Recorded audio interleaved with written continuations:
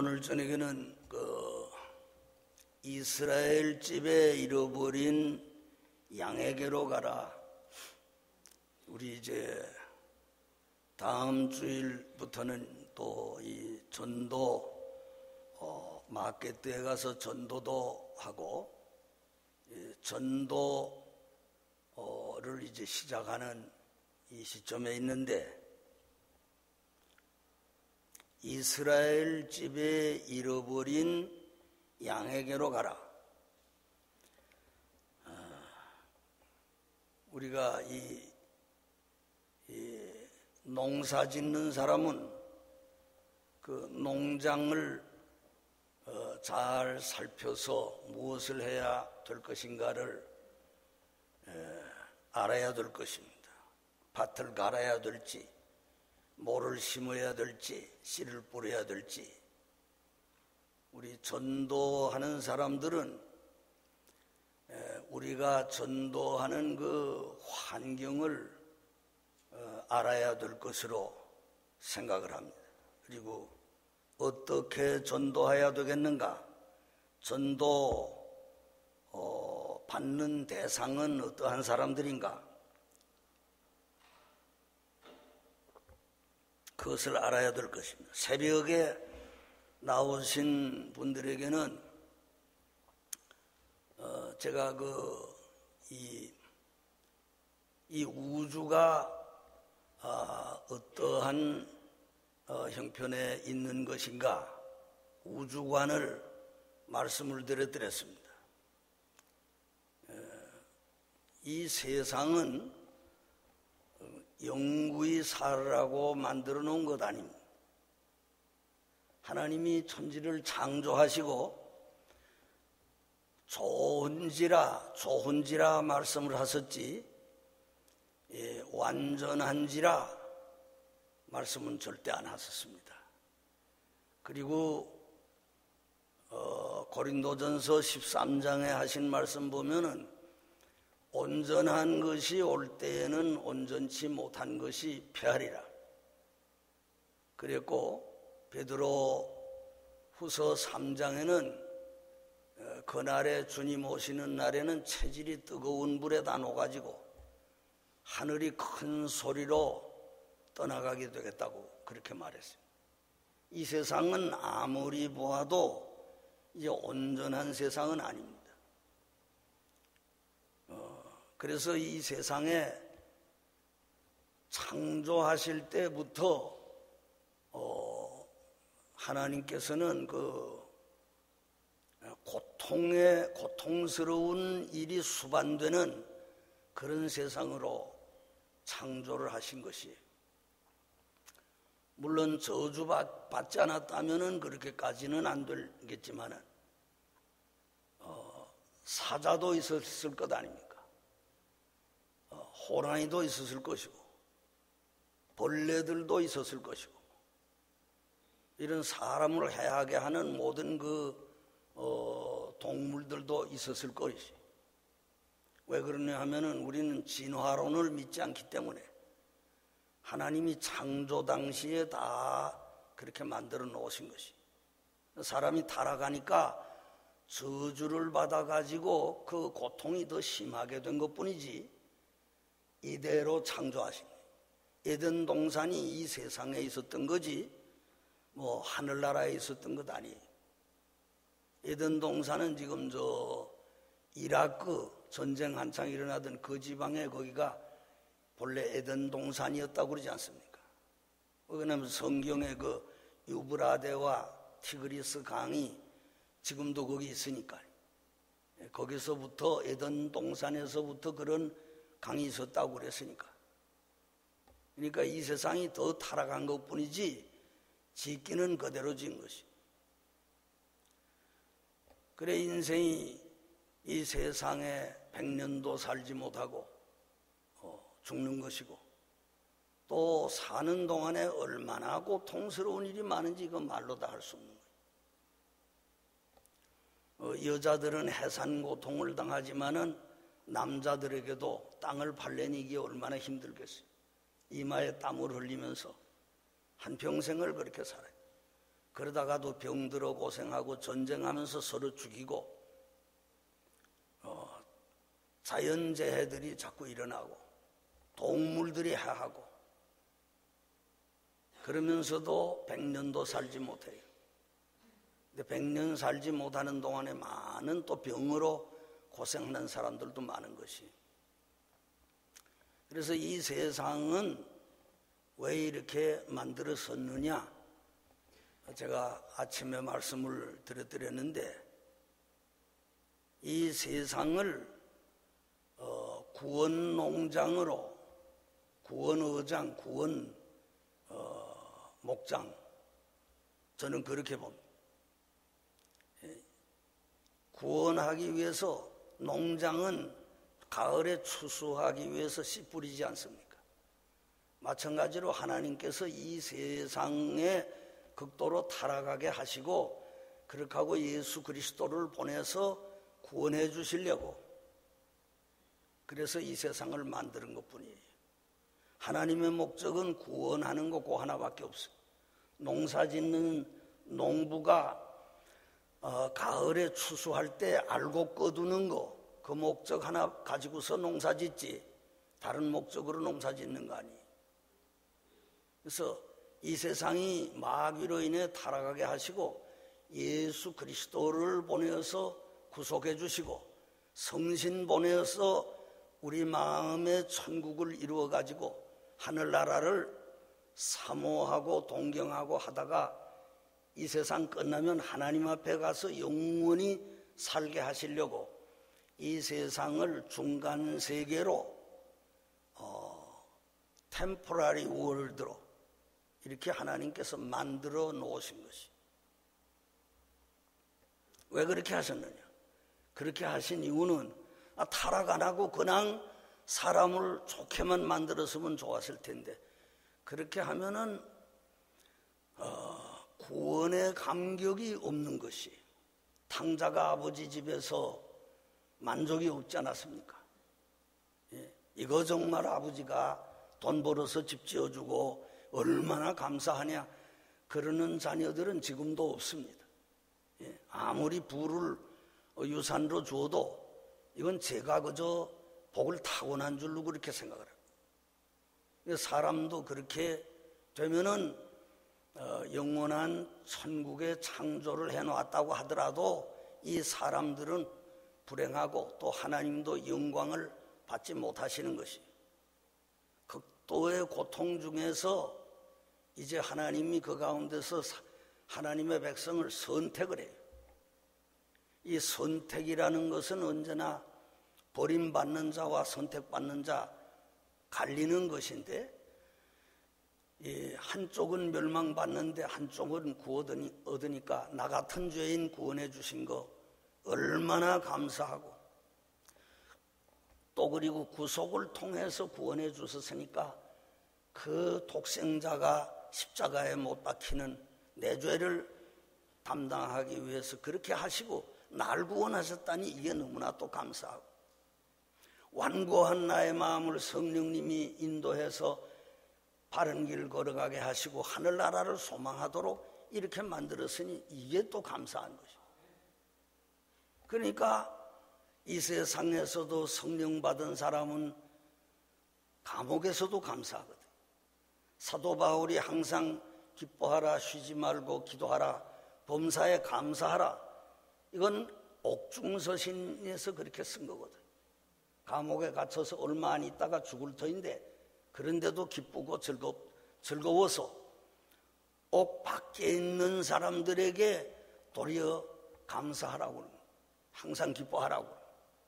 자기가 기쁘고 즐거운 건 말할 것도 없는 것이죠. 그렇게 하다가 이제 천당 갑니다. 천당 가면은 더욱 영원히 찬송합니다. 그래서 계시록에 보면 할렐루야 구원과 능력이 하나님과 여호와 하나님과 어린 양에게 있도다 하면서 늘 찬송한다고 그러지 않았어요. 그렇게 만들려고 하나님께서 이 세상을 중간 세상으로 만든 것이. 그런데 이것도 모르고 이 세상에서만 잘 살아야 되겠다. 오늘 아침에도 제가 말했지만 어떤 젊은이는 그래요. 그런 분들을 여러 번 봤어요.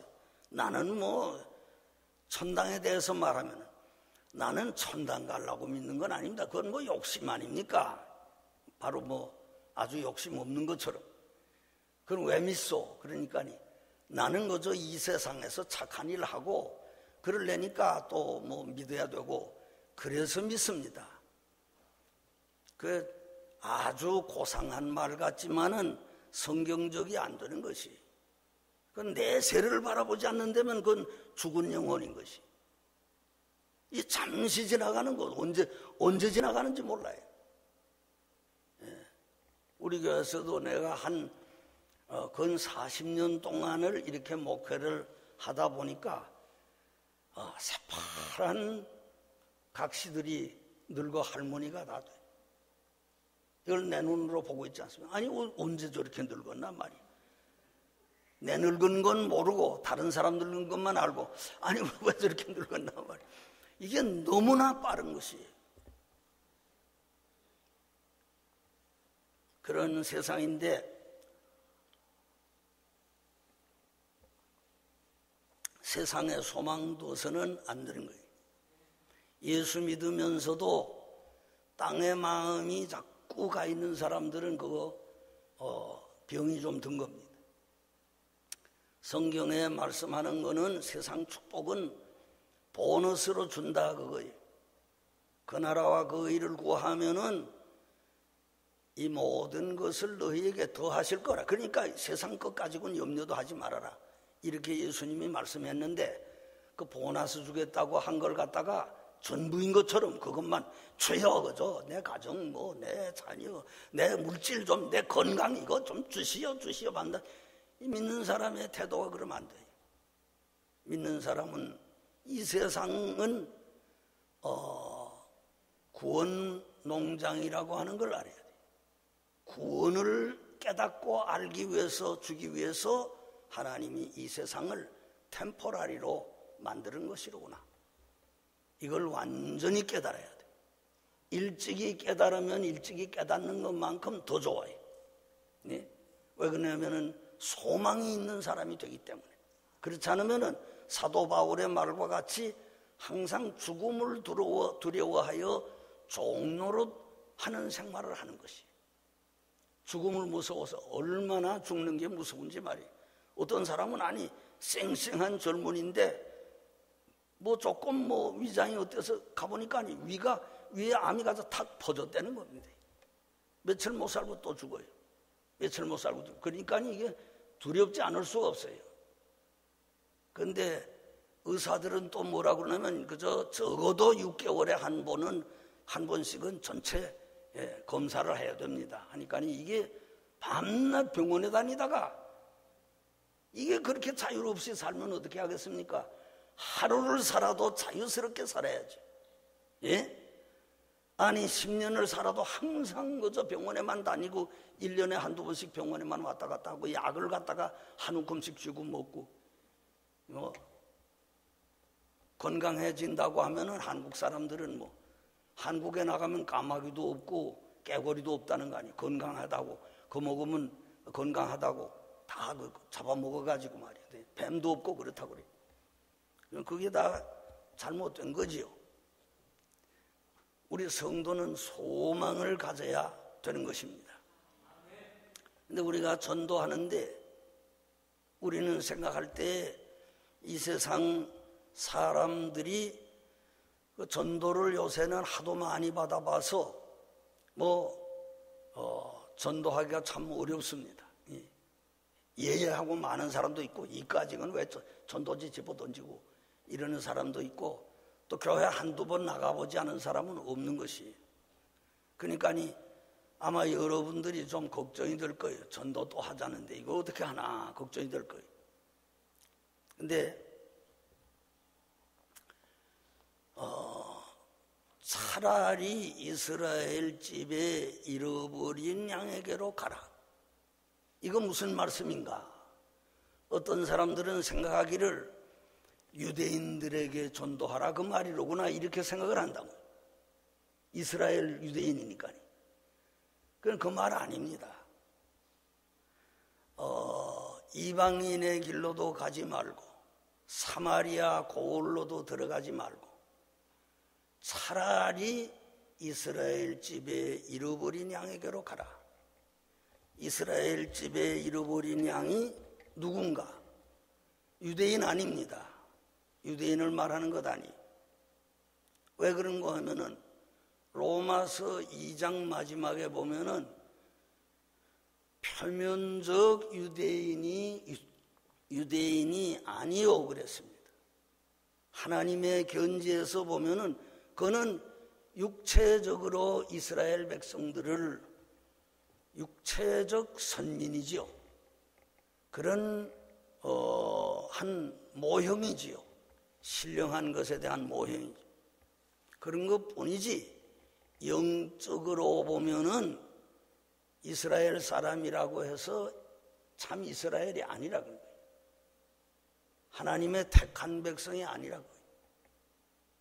표면적 유대인 가지고는 유대인이 아니고 이면적 유대인이 유대인이라 그랬어요. 그래서 같은 유대인들에게 대해서도 모든 사람에게 이 사람은 참 이스라엘 사람이다 이렇게 말씀하지 않았어요.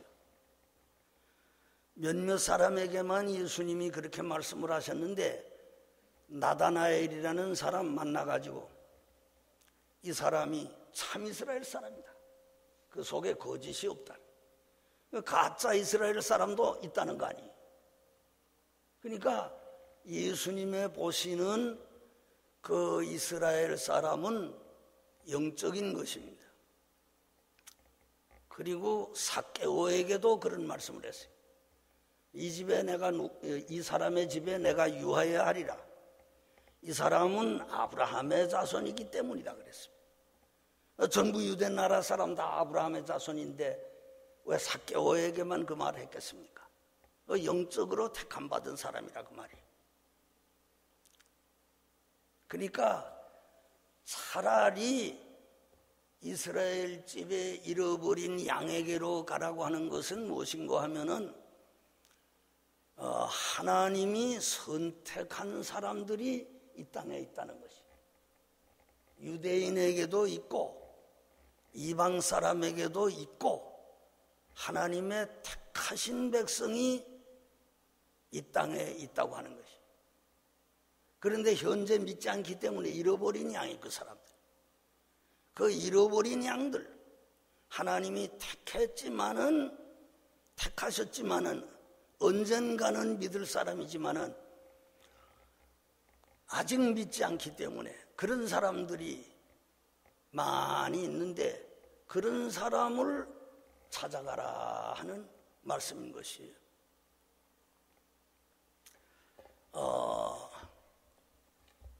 예수를 증거하지만은 모든 사람들이 다 예수 믿습니까? 안 믿습니까?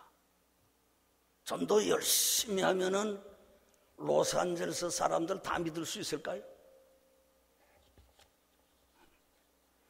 못 믿지요. 안 믿지요.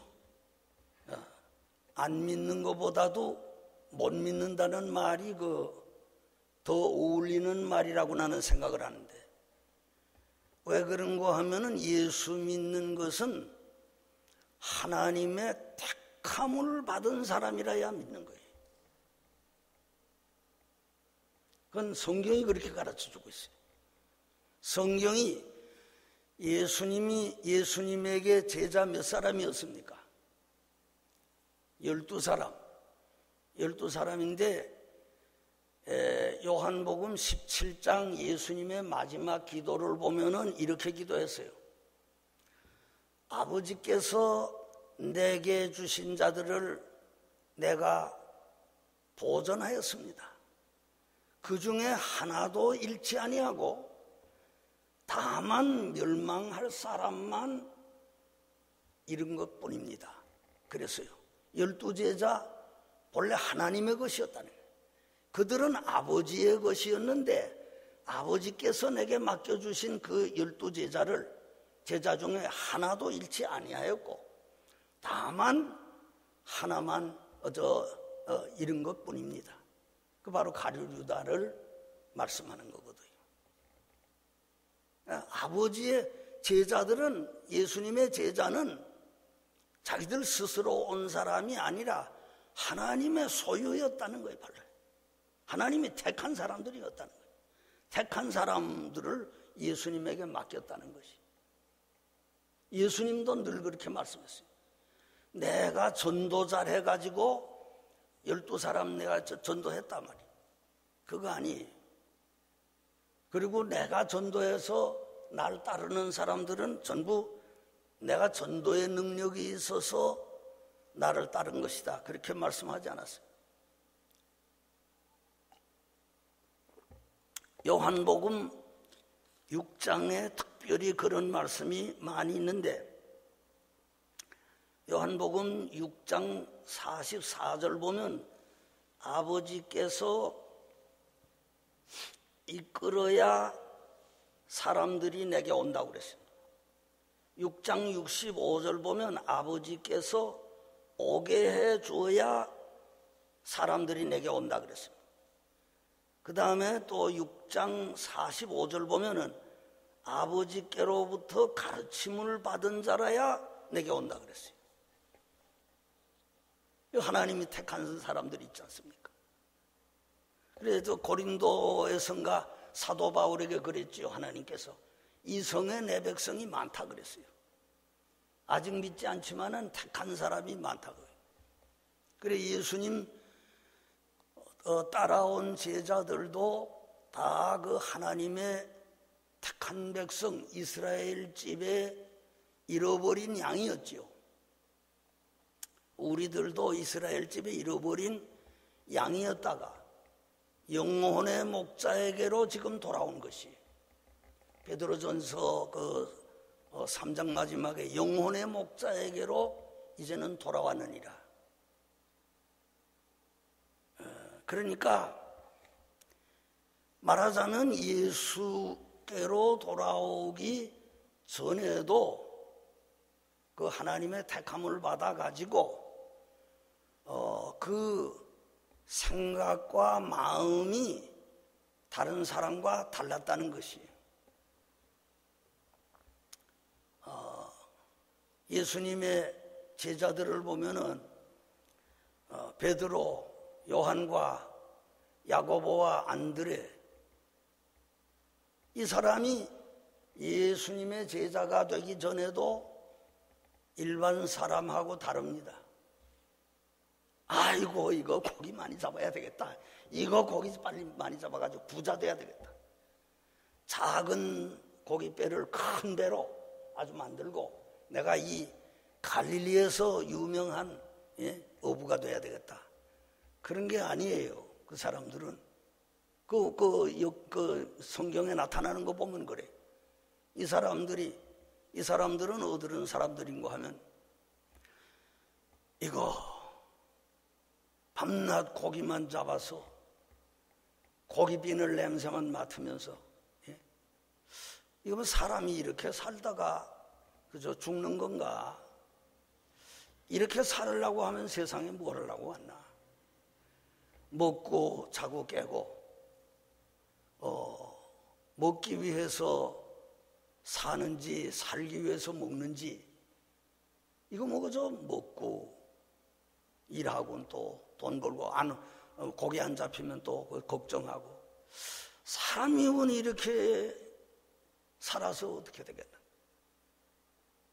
이거 좀 어떻게 하나님의 그 존재를 좀 알아보고 그 하나님의 좀 은혜를 받아가지고 내가 보람 있는 삶을 살다가 갈 수 없느냐 말이에요. 이런 생각이 있는 사람. 그러니까 세례 요한이 사람들을 회개시키는데 막 거기서 막 뒹굴고 회개를 한다더라. 소문을 듣고는 거기 갔어요. 거기 찾아가서 이 어부들이. 그래서 세례 요한에게 회개하고 세례를 받고, 그 세례 요한은 뭐라고 또 말씀하는 거면, 이제 내 뒤에 오시는 메시아가 지금 오셨는데 너희들이 진짜 하나님의 뜻대로 살으려면 그분을 찾아가야 된다. 이렇게 가르치거든요. 그러니까 그 예수님을 한번 찾아가야 되겠다. 그런데 마침 예수님이 그 바닷가에서 가르치시다가 사람들이 많이 이렇게 모였는데 자기는 뭐 고기도 못 잡고 그런데 그 배 좀 탈 수 없느냐. 타십시오.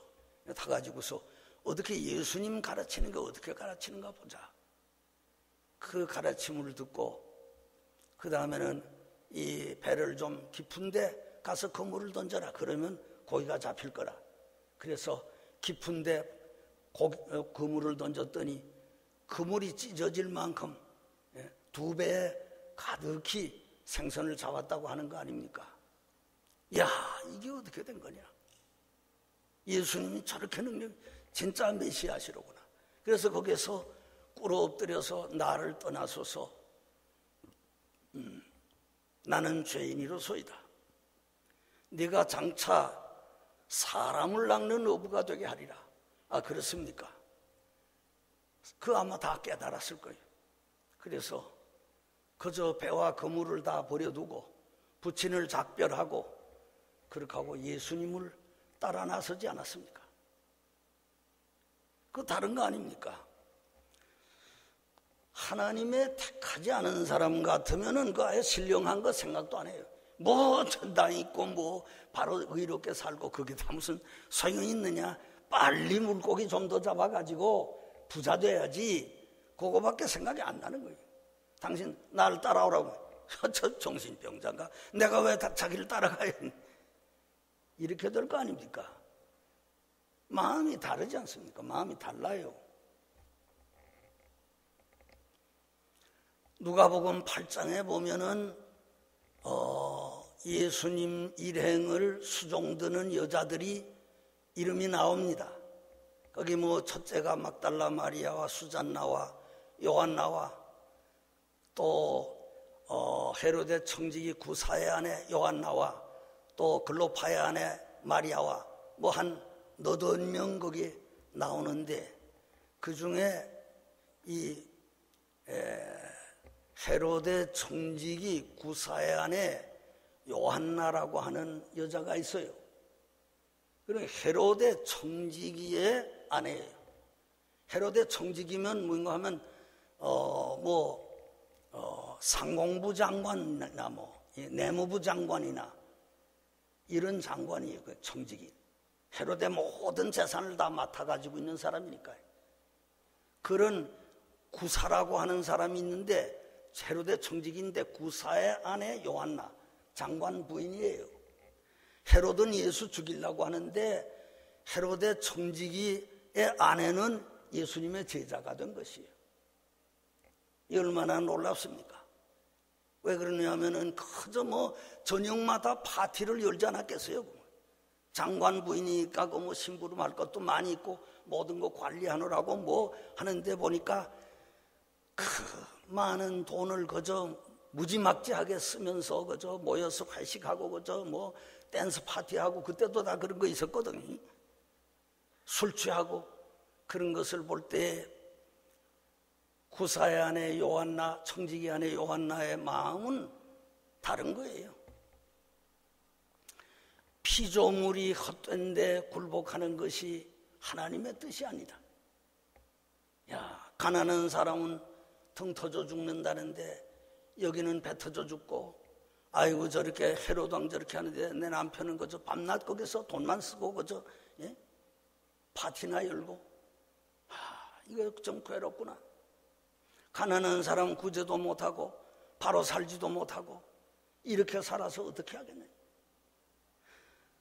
자기 남편 마음하고 완전히 다른 거고 헤로드 왕하고도 완전히 다른 거예요. 그러다가 어떤 사람의 소문을 들으니까 메시아가 와서 가난한 자를 어루만져 주고 그 사람들을 위로해 주고 병을 고쳐준다. 거기 한번 가봐야 되겠다. 가보니까 참 이렇게 하나님의 아들이 가난한 몸으로 나타나서 가난한 사람과 어울리고 저렇게 하는 것을 볼 때 너무나 감동돼서 이제야 내가 일할 곳을 찾았구나. 해서 막 그저 속였는지 도적질 했는지 그건 모르겠습니다. 그런데 하나님께서 또 그런 경우 정의를 위해서 하는 거는 죄로 안 치신 것이에요. 하나님 하여간 헤로데 청지기 아내니까니 돈 좀 주시오 할 수도 있었을 거고 안 보는 데서 가져다 써서 이까지 거 하나님의 거지 헤로데 거냐 말이야. 이렇게 가지고선 갖다가 예수님의 일행을 있는 재물로 수종들더라 그랬거든. 예? 그게 택한 백성 아니고요 그렇게 할 수 있겠어요? 벌써 예수 만나기 전에 하나님이 택해서 그 마음이 남편의 마음하고도 다르고 헤롯 왕의 마음하고도 다르고 다른 마음을 주신 거예요. 벌써 삭개오도 보십시오. 삭개오 세리장은 그 당시에 돈을 많이 가지고 있었다고 하는데 한편으로는 돈 많이 벌지만은 한편으로는 유대인들의 손가락질을 받는 직책이 그 세리장인 거예요. 저놈은 비국민이다. 친로마 사람들의 앞제비다. 저렇게 하고서 처먹어서 배나 뚱뚱하면 뭘 하겠느냐. 유대인들은 전부 욕을 하는 거예요. 이런 신분을 가진 그 사람은 너무나 괴로웠습니다. 돈 많으니까 좋긴 좋지만은 이거 백성들의 원성을 사면서 내가 이 일을 해야 되냐. 안 하면 내가 뭘 해먹고 살겠느냐 말이에요. 너무나 괴롭고 나도 한번 양심적으로 착하게 한번 살아볼 수 없겠느냐 말이에요. 키가 조그마한 삭개오가 그런 생각이 자꾸 드는 거예요. 근데 예수님이 이적과 기사를 행하고 하나님의 아들이라고 소문이 났는데 여리고로 마침 지나가니까 예수님을 한번 봐야 되겠다 말이에요. 나도 예수님처럼 한번 살 수 있을까? 나도 예수님의 제자가 한번 될 수 있을까? 이래서 군중 속으로 헤치고 오니까 사람 키가 너무 작기 때문에 예수님 볼 수도 없습니다. 그래서 뽕나무에 올라갔다고 그랬어요. 제가 그 여리고의 뽕나무를 가보지 않았겠어요. 성지순례 할 때. 그 팔레스타인의 뽕나무는 우리 한국 뽕나무하고 달라요. 한국 뽕나무는 이렇게 가지가 널쩍널쩍하게 펴지면서 성글성글하게 되면서 잎이 크고 그래 그 누에 먹이로 하는 것이 그 뽕 아닙니까? 그 올라가기도 쉽고 그렇게 돼 있어. 한국 뽕나무는 크지도 않고. 그런데 이 팔레스타인의 그 뽕나무라고 하여간 가이드가 그렇게 말하니까 난 그렇게 믿는데 뽀뽀라 나무 같아요. 뽀뽀라 나무. 그 가지가 쭉 올라가면서 그 가운데 헤치고 올라갈 수 없지 않습니까?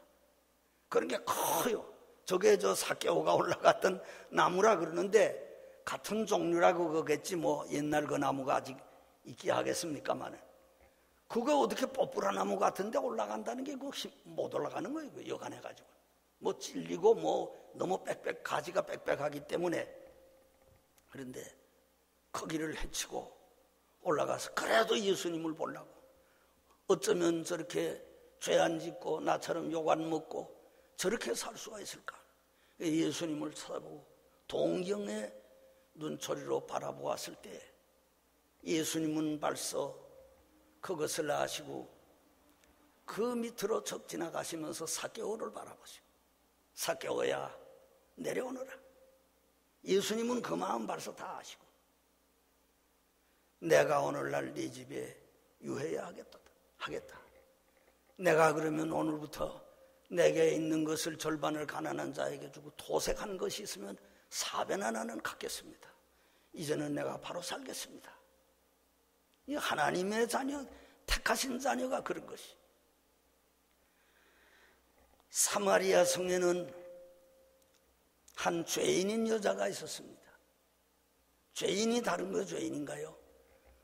팔자가 잘못 풀리면 죄인이 되는 겁니다. 모든 사람이 다 죄인이지만은 그 여자인들 남편을 5이나 얻고 싶어서 얻은 사람 어디 있겠어요?